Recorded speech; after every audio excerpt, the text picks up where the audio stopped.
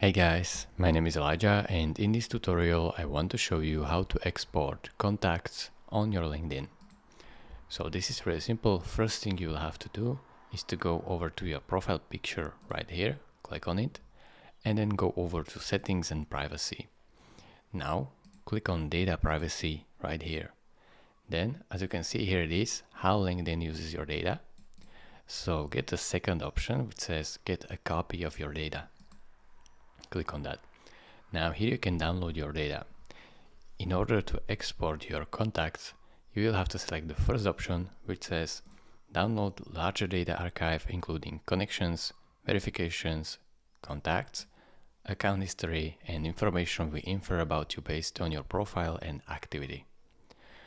So click on that and then click on request archive, and as you can see, your download will be ready in about 24 hours.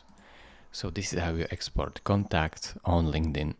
Thank you for watching. If this video was helpful to you, consider subscribing and liking this video, and I will see you in the next tutorial. Bye bye.